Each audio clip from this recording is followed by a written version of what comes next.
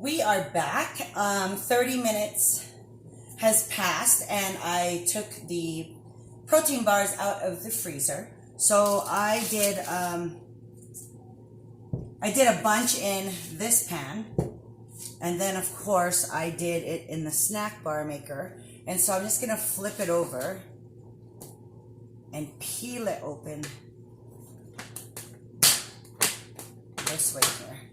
Okay? And here you have 12 protein bars. Look at that. Isn't that cool?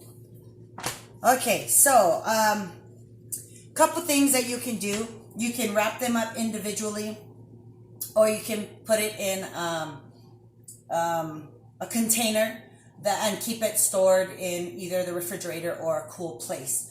You don't want to put it out where it's going to get too soft.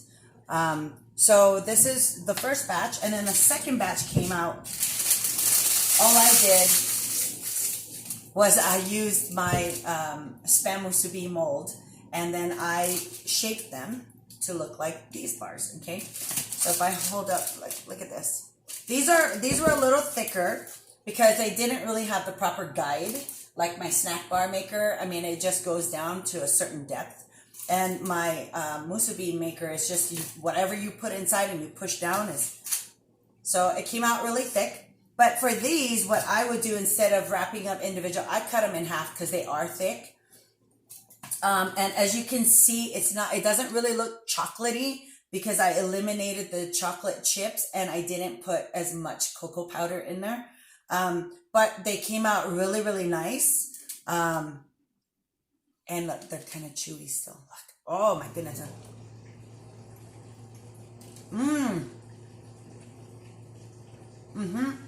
Guys, I think I may have accidentally made my own recipe here.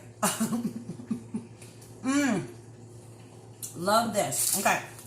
So, I have a whole bunch there. I'm going to pack this up. These small ones I am gonna wrap up individually in saran wrap because these are perfect. You can eat them. I think it's the perfect portion. But the other ones are a little thicker, so I'm gonna cut them in half, and they should equal to the same as this one thin bar. But there you have it, guys. Homemade protein bars. You know what goes in it.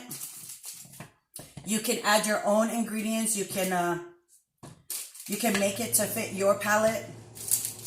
And there you go. I highly recommend you guys try this recipe. Okay? So have a good day. I hope you like it. Until next time. Bye.